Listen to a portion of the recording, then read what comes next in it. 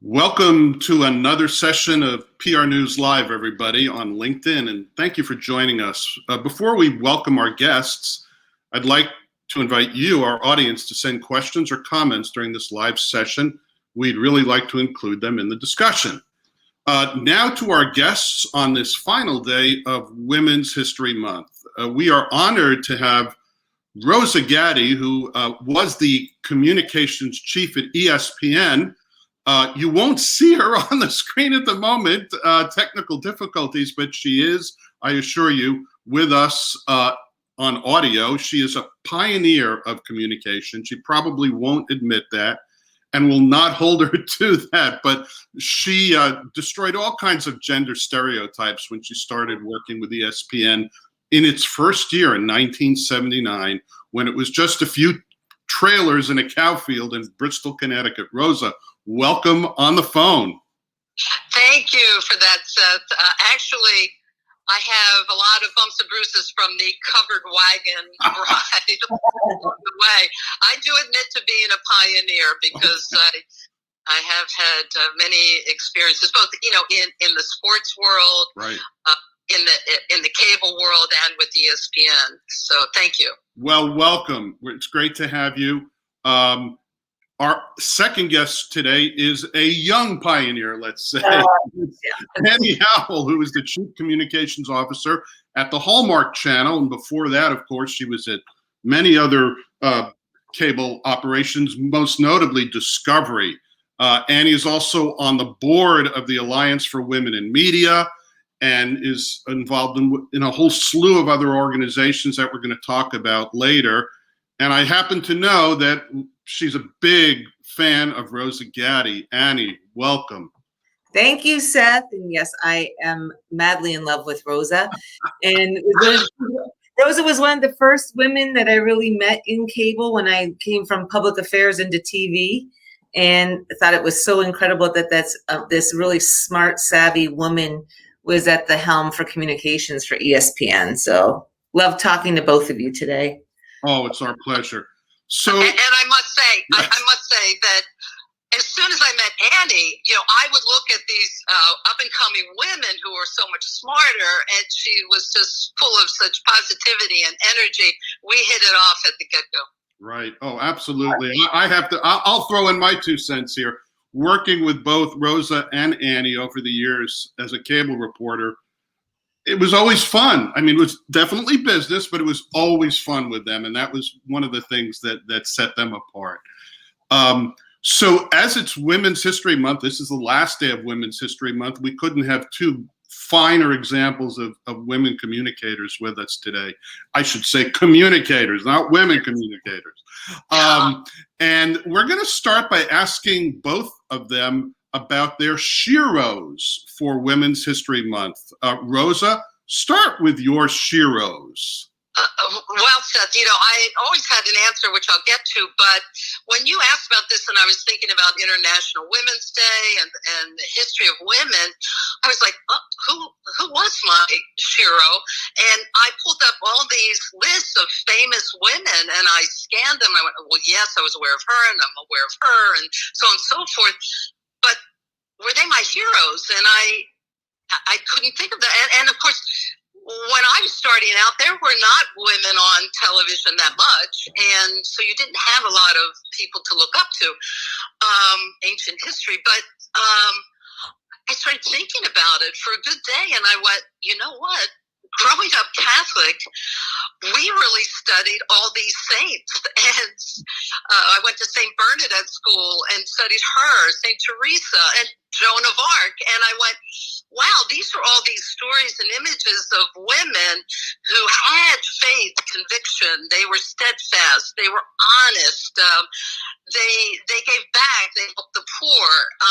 And Joan of Arc pretended to be a boy, and many of these saints also had to speak up to bishops and priests. Imagine how intimidating that was. To get their point across. So I realized that I really grew up studying the saints and the Old Testament, Ruth and so on. So I think that gave me sort of the courage and conviction whenever I had challenges. But as I've said for years, my mom, My mom, a traditional woman, but smart and knew herself and gave me great advice all along the way. I always remember her saying, Rosa, roll with the punch. When I was having difficult times, roll with the punches. So my mom. Wow. Okay. Those are two great sheroes. Annie, what about your shero? Well, I'm going to emulate I love that, Rosa. I also grew up Catholic and I went to Holy Name of Mary and a bunch of other schools in Toronto. So I love that. Early in my career, I just held Jane Pauley up on this major pedestal because of not only, the fact that she held this powerful position in news, but I loved her demeanor and her kindness and calm and just grace, and so I always loved Jane Pauley. At work, I have to say, I have been very fortunate to have a lot of men and women in my corner. I've had both, so I thank all the people that, as they were ascending, they were pulling me up behind, and I've tried to do that through my career. So there were several women at Ogilvy and Mather when I first started who took me under their wing and told me when I was messing up, and here's how to make this sentence better, and I'm going to show you how to run an event, and really truly taught. And that was another example for me. But my hero, like Rosa, is my mother, Lynn. She is 79 and she is still a working nurse. She tried to retire once and they begged her to come back. And I think when she was in the house with my dad for 6 months, she was like, I'm going back to work. But she was a neonatal nurse. She flew around in the helicopters with preemies and then did heart. But now she's been out of the hospital nursing for a long time and is a school nurse for high risk kids, with asthma and diabetes and things like that. And I think it's incredible that she still has this passion and energy, and she's hilarious. And she's a teacher. She can run circles around people literally half her age, maybe even younger. On the personal side, I've seen her strength. She's Irish. She's an Irish-Scottish nurse married to this Italian dad, and she's always stood her ground in the most wonderful way. But she lost my brother 8 years ago to cancer at 46. And it was a devastating thing for me as a sibling. As a mom and dad, to watch them navigate such a horrible situation, yet she still gets up and goes through and takes care of everybody else. So I'm in absolute awe of my mom, so yeah. That's great. And I think Rosa will join me in saying that Annie is definitely her mom's daughter. There's no question about that, right, Rosa? For sure. Oh, for sure. She would make me laugh. Yes. Okay. So again, since it's the last day of Women's History Month for 2021, we ran an article this morning, actually, on the PRNEWS site, and I think my colleague Nicole Schumann's going to put that up for us. And it was written by Azurée Montu-Lewis, who is the head of DEI for Hill and Knowlton Strategies. And I love this article. I hope everybody gets to read it. It's on a very difficult topic, and that is how to get more women in senior communications jobs. And she comes out with some really interesting points, mostly about managing the talent pool. I wanted to get Rosa and Annie's reaction to some of the things she says in this story. Annie, you go first, and then we'll go to Rosa. So I really enjoyed this story, and a lot of things in it resonated. I think there's a few things about recruitment and retaining and identifying and keeping talent, but I think it's a two-way street, right? So there is the employer and then there's the employee. And this is where we can, as leaders, help people coming up find a voice, be an ally, teach, coach, guide. I think communication, as communicators, if there's anything that's more important in this entire process, it is communicating. If something is not working, talk about it. If, as a leader, if there is feedback, don't wait for a month, 6 months to go by before you're talking about issues. Talk about them then. I do think that there is a longstanding problem with the talent pool and biases that, that slowly are getting identified and talked about. And it's up to us, I think, to make sure that the pool of candidates is rich and broad and has women, men, different races, and making sure that diversity across the board is included. Great. Rosa, your reaction. And also tell us just a little bit, 1979, working for ESPN as a woman. What was that like? Oof, I was scared, petrified. I thought I was going to be fired for the first 6 months, because learning about a television company and cable and all the terminology, and I'm supposed to be a communicator speaking about all of this. But, you do learn, and I would read articles 2 times to absorb it all. I think I agree with Danny on all of this, and women helping women recommending women is so important in this, but there has to be a two-way street. And so in that, I started working with ESPN from Brown University with their producers when they were covering games. And someone recommended me, actually the founder of ESPN and the producer of the NCAA championship. And Chet Simmons, who had come from NBC and was the first president of ESPN, wanted women at the table. He wanted that perspective. So I think it's so critical that our leaders, male and female, really have that commitment to have women and minorities at the table for their perspective. So there were men competing for that job of head of communications who had much more NFL experience than I did. I knew the NFL. I followed the NFL. But I also had, at both at Villanova and Brown University, I covered numerous college sports. So I knew more about a lot of sports. And ESPN was televising a variety of college sports. So what happened was, I actually told Chet that I wasn't sure I wanted the job because I really wasn't sure. It was a fledgling network. They were disorganized. And I actually told him I wasn't sure. And he asked me to come for a second visit. So and he selected me, I found out, was because of my interview and experience and references on creativity, really telling a creative PR story. So you really do need to sell yourself, and you also have to have that willingness at the top. Great. I would assume that's the kind of insight or advice that you give to young women now, Rosa, correct? Absolutely. And, when they want to get into certain fields, I look at the resume and it's surprising, women and men, how often they want to be in a certain field, but they don't have it mentioned on their resume. For example, sports, they may not have included their high school sports involvement. So making sure that your resume really reflects some of your experience. And then I always talk about, and they often don't know this, using the feeder system, not theater as in Broadway, but feeder, F as in Frank. Many people wanted to come and work at ESPN. We didn't necessarily have all the jobs. I would say go to your regional sports networks, go to your cable systems, try to get a job there. Go to the PR agency that is working with a company you've identified. Find out about them and try to get with that agency. Put yourself in position. Great.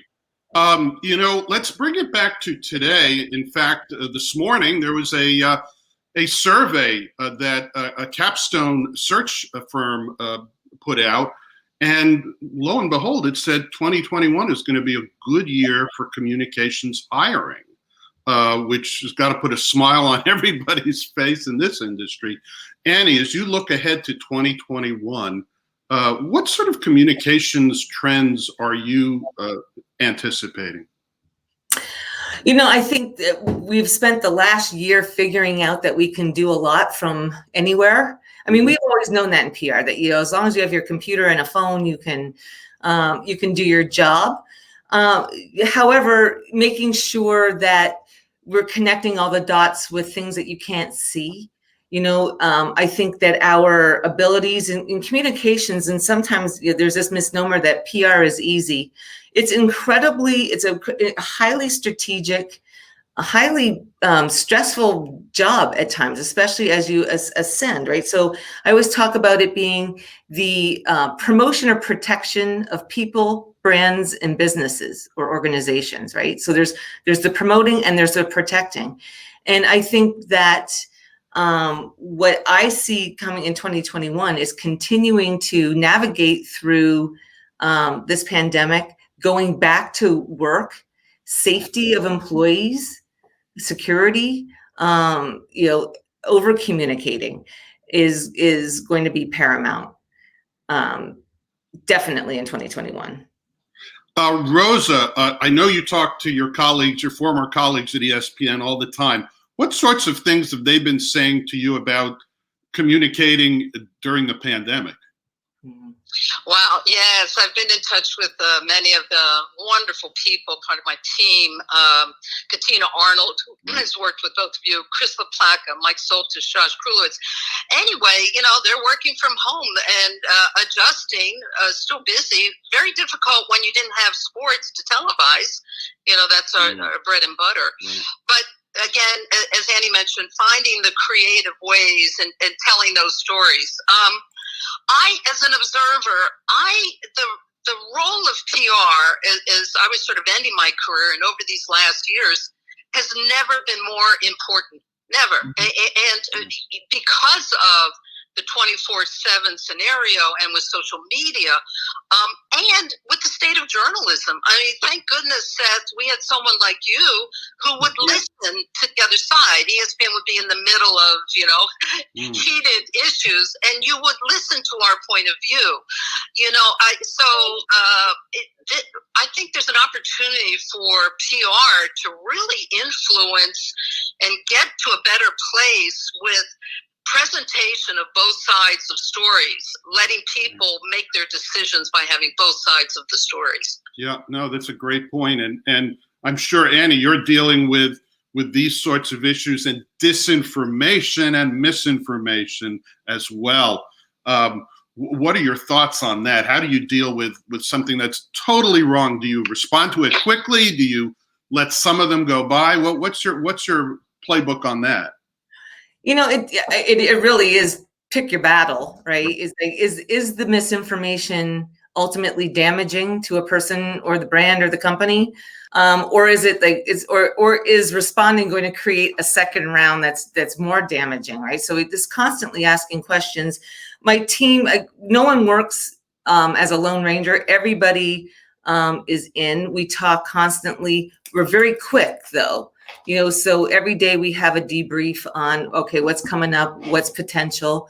We're in television. We're constantly batting down rumors, leaks. It's a real television is full of leaks, and we're having to always be ready to respond. So I think the important thing for us is basically corporate protection and brand reputation and people reputation, and making assessments based on that. If it is absolutely inaccurate, I have, as you know, very long-standing, strong relationships with the press. So do the people on my team, and we'll pick up the phone. Like, don't be afraid to pick up the phone and talk to people instead of going through text and going through email that we lose translation and context and body language. I think that's lost. And I think going back to the good old 101 on media relations is pick up the phone and talk to people with whom you're supposed to have a relationship, right? Right. Yeah. Exactly. So, it's funny, Rosa, Annie and I were talking before this session, and she was saying, just as you were saying that PR is more important than ever, and she was saying we are working longer and harder than ever. So I think from your retirement home there, Rosa, you should thank Annie for working so hard, and wish her well for the year ahead as we say goodbye to both of you. So go ahead, Rosa. Tell her how nice it is to be retired now. People Yeah. retirement, but after working those long hours and ESPN continually launching new products, I was ready for, to retire. And so I love observing. I'm glad that I had my years, but it's amazing what people like Annie and people in the industry are doing these days. I'm in awe. Well, we have a little surprise here. We have a nice picture of Annie's mom with Annie, and we're going to show that now as we say goodbye to both Annie and Rosa for today, and wish everybody look at that great picture. God, let me get a picture in a second. Picture of two wonderful ladies. And Rosa Gatti, thank you so much for being with us. Annie Howell of the Hallmark Channel, thank you for celebrating the final day of Women's History Month 2021. A quick reminder, in just about 1 month from now, April 27th, PRNEWS will host its Social Impact Summit and CSR and Diversity Awards. So see more details about that on our site. Thank you again, everybody, for joining us, and have a great rest of the Women's History Month day. Bye-bye. Thank you. Thanks, Beth. All right.